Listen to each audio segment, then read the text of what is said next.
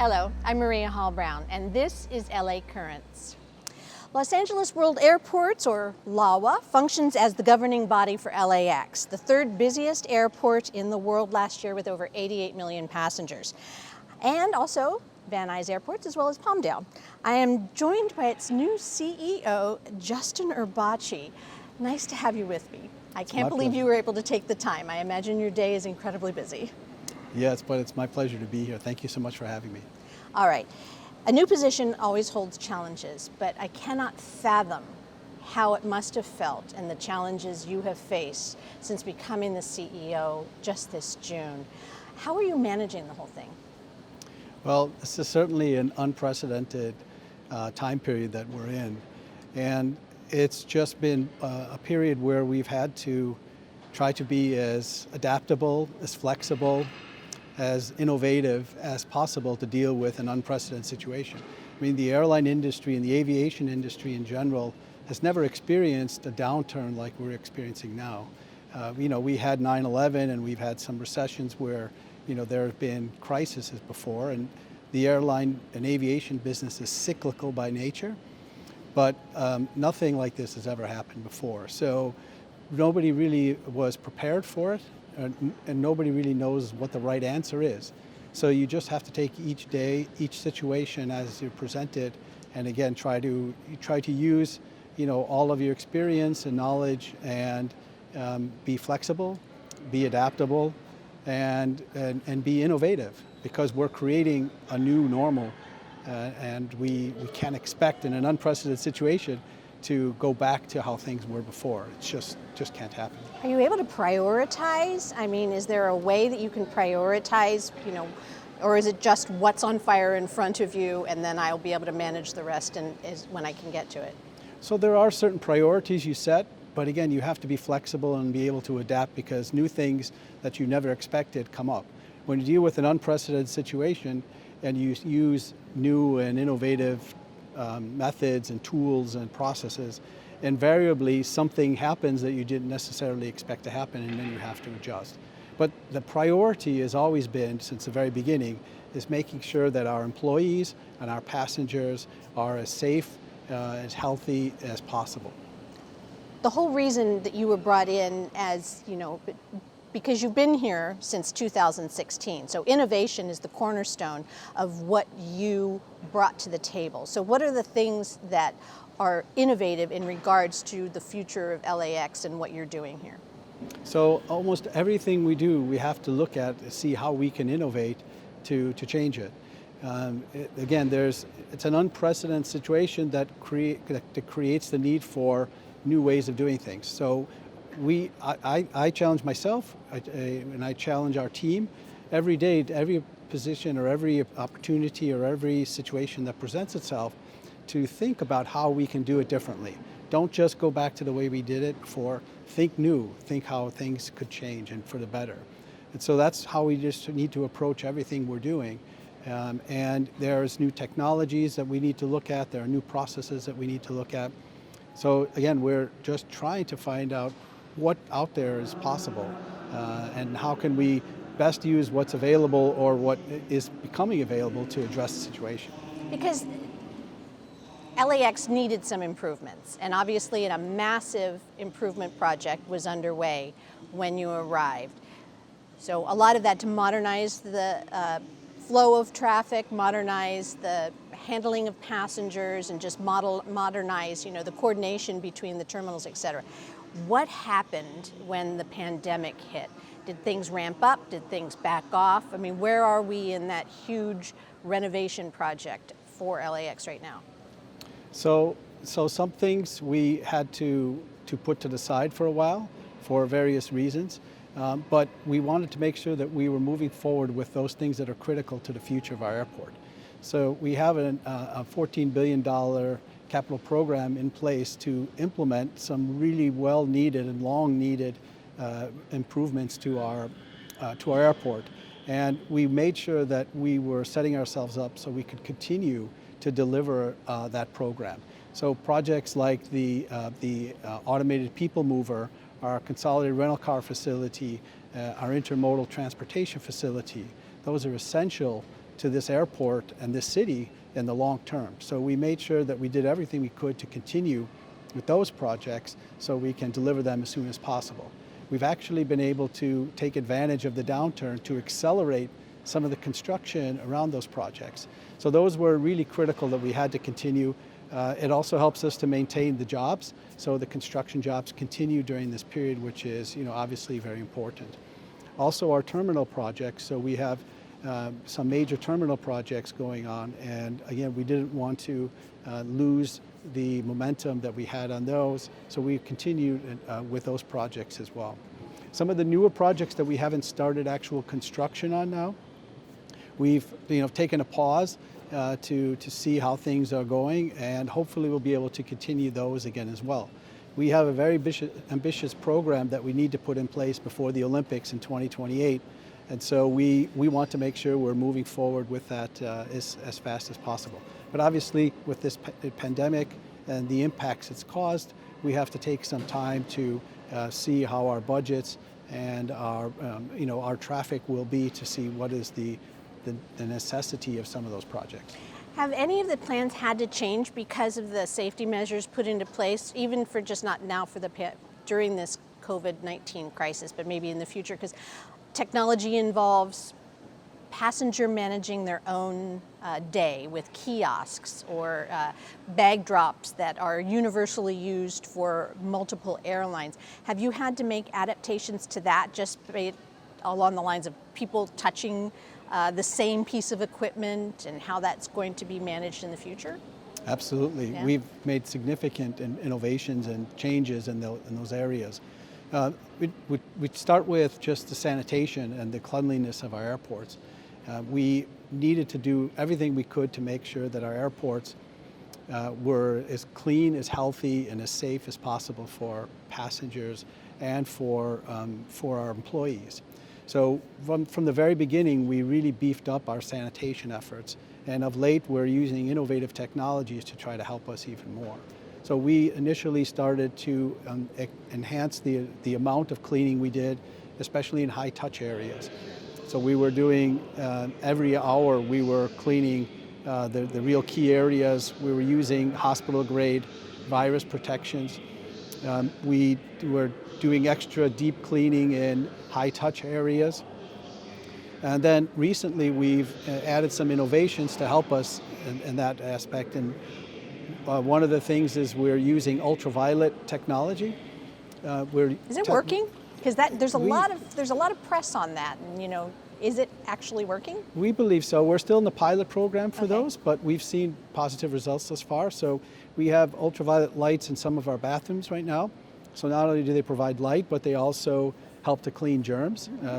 We are using ultraviolet technology on our escalators to stand at adjust to the handrails. So as the handrails go by, they get a beam of ultraviolet light on them that kills the germs on that. We're using touchless faucets. We're putting more touchless faucets, touchless water fountains in place. From a food and beverage perspective, we're expanding our shop and dine application, and what that does is it allows passengers or employees to be able to order food online through their mobile device, pay, do everything, and then just go and pick it up. So it's completely contactless, if you will, and touchless. And so we're expanding that significantly. Some of our concessionaires are also implementing touchless payment processing, which we hadn't had before. So we're looking at using new technologies in any way we can to help keep the airports clean and healthy.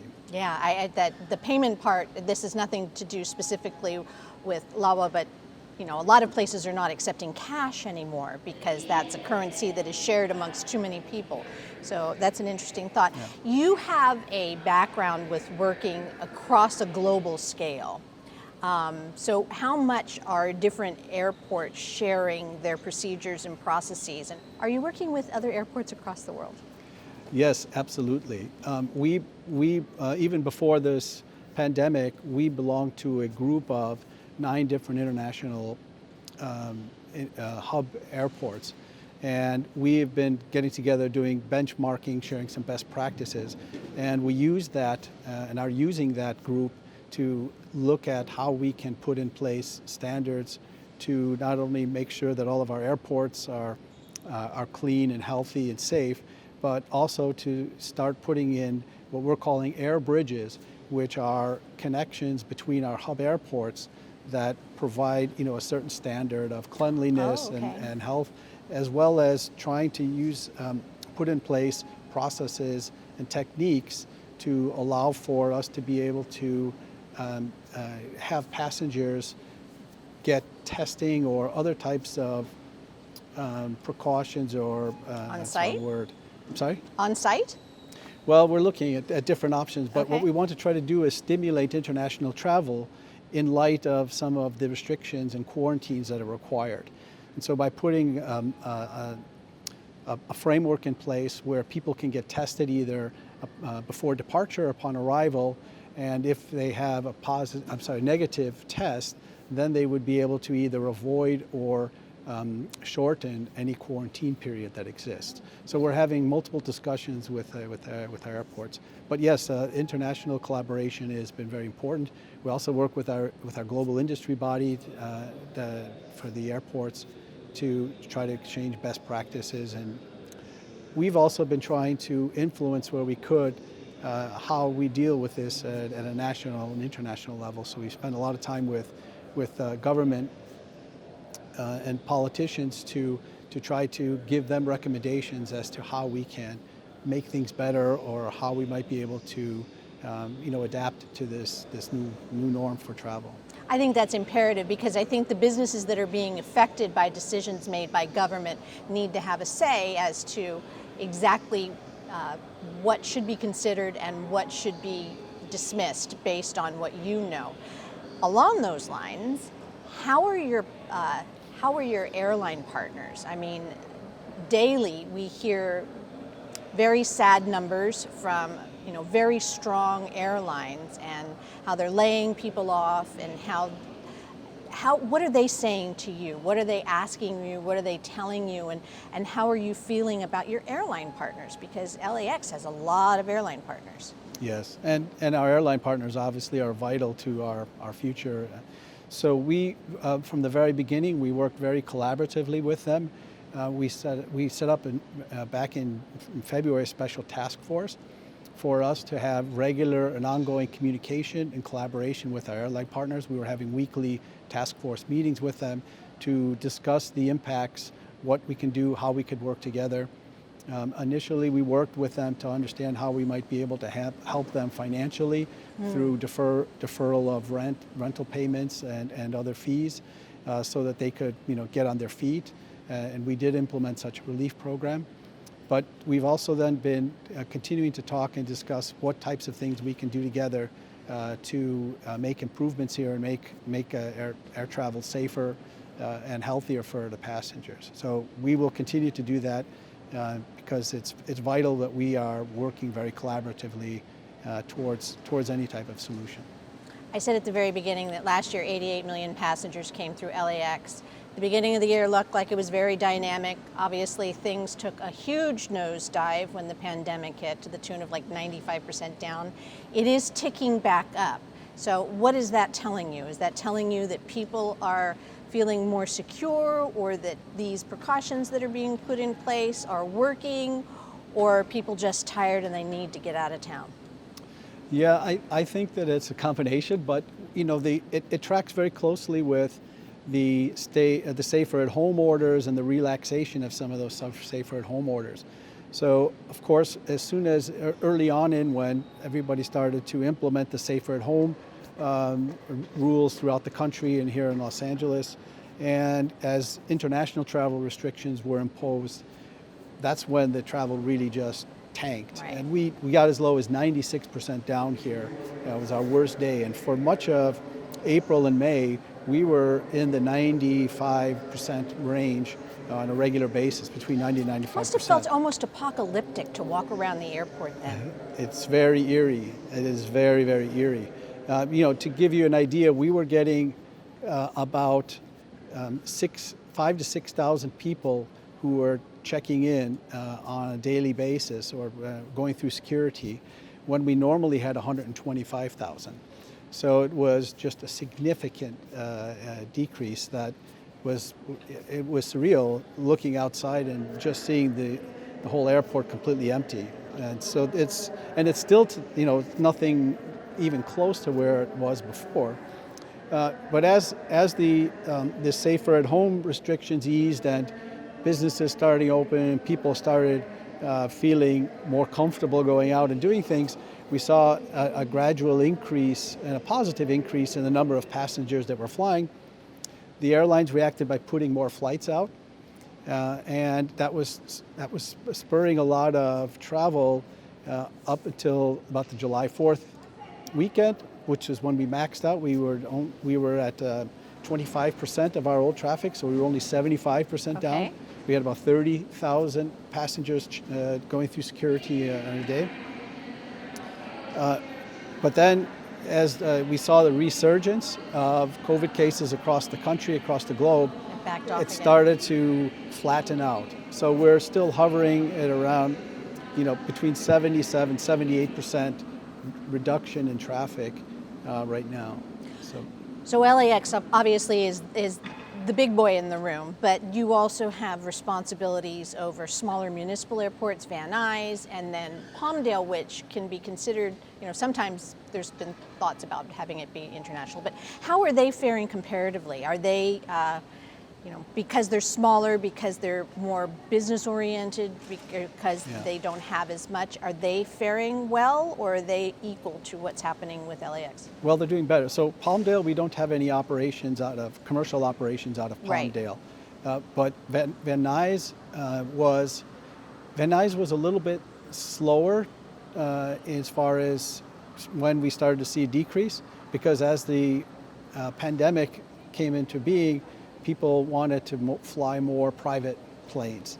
So it's doing a lot better, simply because people feel more comfortable flying more private type of aircraft as opposed to getting on a commercial airplanes. This is personal, but your background was being a litigator.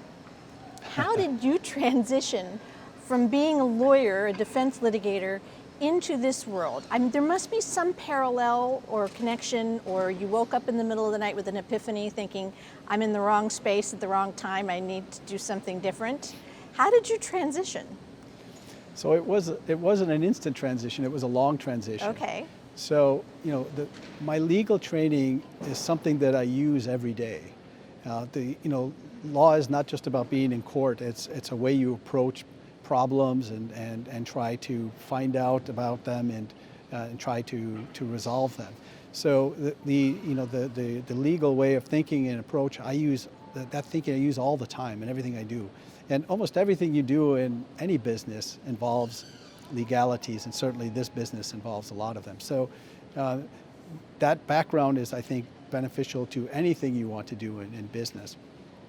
But I made the switch from law into business, and then I started getting involved in technology, and then I got involved in the airlines and airline technology, and then I branched off into an alliance. We're working with multiple airlines, and not only from a technology perspective, but a customer experience perspective and an airport perspective. So it's been a long evolution, if you will, of my background to get to this point. So it wasn't that I just woke up one day and said, I want to be the CEO of an airport. It was basically going in a direction and taking advantage of opportunities as they arose to do fun things. I always wanted to make sure that whatever I was doing, it was challenging for me, that I could make an impact, and that I could work with great people. So, I just followed a path, and I was very fortunate in my life. I feel so privileged to be in a position right now, to be at this airport during this time. Privileged to be able to be here to try to do what I can to help this airport and this city and our citizens through this very, very difficult time. I think privileged is a wonderful term to use in such a challenging time, because in 2016, when you came to LAX, The biggest challenge was, I would imagine, trying to renovate a landlocked airport of international renown, because you don't have the same kind of scope to spread out like other airports have. So, you know, the Justin that arrived in 2016 and the Justin who is sitting with me in the middle of a worldwide pandemic in 2020, how is he changed? How is he adapted? Because the job hasn't changed, the world has changed. So one thing that hasn't changed is to try to be innovative in everything we do. From passenger processing to the way we do parking, to the way we check temperatures now, if we look over our shoulders. We've, since I get here, been trying to look at ways we can make this airport better through the use of innovative technologies and processes. And actually, that's really what is required in a situation like this pandemic. Again, it's unprecedented, so you have to look for new ways.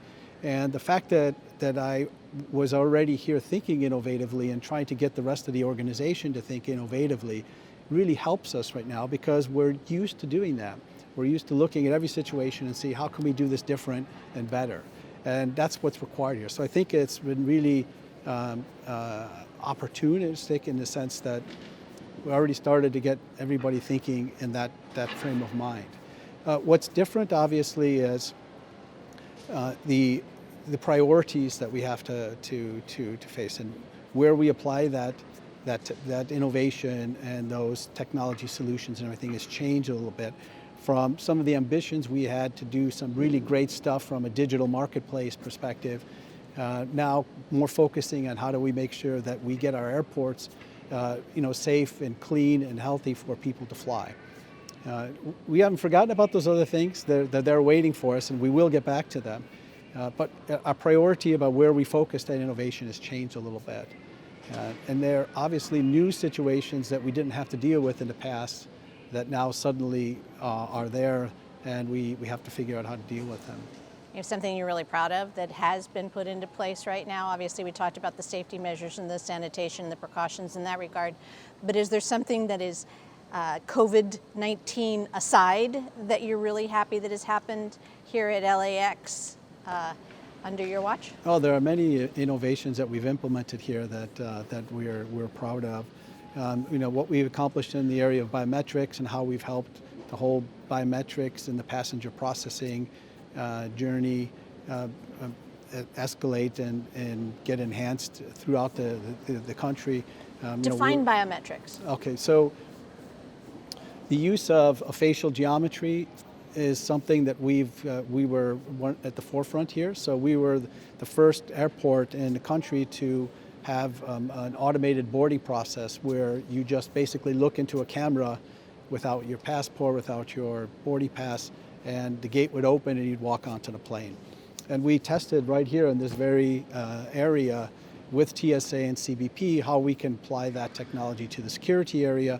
And we're now doing it also just downstairs here for a bag drop, so that people could come in, look into a camera, their bag tag spit out, they put it on their bag, and they put it on the belt, and they walk away. So we're trying to use biometrics and as much as possible in the passenger journey to make it a touchless, seamless process. So we're advanced, and we're proud of what we've done there. We're on the forefront of doing a lot of different things from a digital perspective. So our whole Shop and Dine app, where you can order food online, and we're trying to get to the point where people can get information or do whatever they want to do at this airport before they ever leave their house from their mobile device. We have an RFP out for smart parking right now, and we're going to implement a parking solution that will revolutionize the way it works now, and such that you can just basically drive up, the gate will open, you park, and then when you leave, you drive out, the gate opens, and you leave, and there's all the payment gets reconciled in the back based upon your profile that you've set up. You can reserve parking, we'll be able to dynamically price and route people to the right parking spaces. So all these types of things we're putting in place for that. There's a lot of other things that we have on that we've implemented on our lists that we're quite proud of as far as making the airport better for our passengers. Obviously, you seem to be a very optimistic person, given the fact that you're delighted to be here even in this tragic time. What could really knock it back? What are you worried about? Because there are sincere concerns. There are real things that will change the health and safety and financial stability of LAWA at large. Yeah, the things we're concerned most about is having a situation where we can't make flying safe enough for passengers. Right, that is going to be a huge thing. I think that we're doing everything we can, and the airlines are doing everything we can to make the flying as safe, as healthy as possible. And I know our terminals have never been cleaner, more sanitary, more healthy. I know airplanes and the inside of aircraft have never been safer and cleaner. We've put in all kinds of precautions, multiple layers of protections, from our temperature check pilot that we're doing here to all the sanitizing initiatives I talked about. We were one of the first airports to require everybody wear a facial covering in the airport. And yours is the best, by the way. You have to at least show it. Okay, I'll show it to everybody here. That's my one. Yes. Now that's a fashion statement. That's a fabulous fashion statement. Now that is the best. Yes, and this is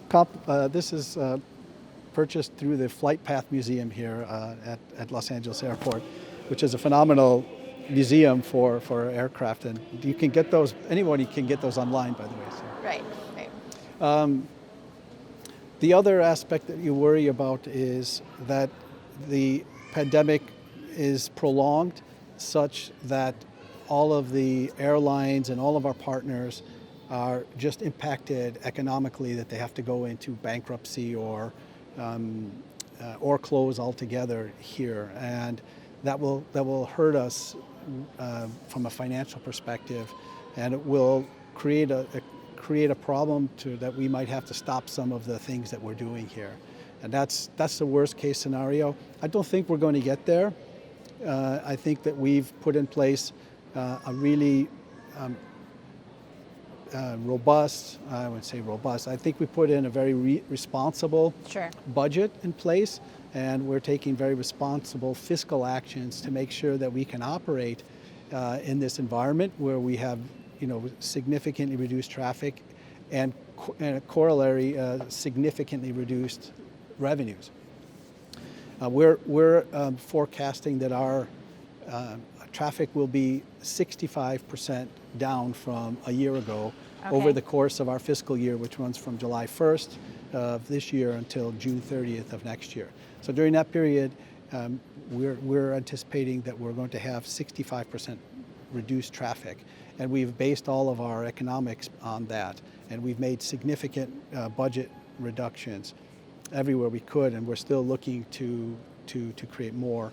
And we're looking for new ways to get different types of revenues as well. So that's the thing I worry most about. Right. But the biggest worry for me has been since the very beginning, continues to be making sure that our employees and our passengers are safe and healthy. And that's what worries me most, is that something is going to happen where suddenly our employees, our passengers, start getting sick and aren't able to come to work, right? Or worse, are having bad illness. Right. All right. 2 seconds to tell me your favorite part of the airport. Where do you stand and look when you just want to kind of grasp it all? The view from the theme building. Right. There's a deck on the top of the theme building. Right. That we used to have open for the public. That was a great way to see the whole airport and the surrounding areas. Revenue source. Got to open it again. Source. Well, thank you so much for spending this time with me, and I wish you a world of luck, and congratulations on your new position. Well, thank you very much. A pleasure being here today. Thank you for taking the time. And that's a wrap on this LA Currents.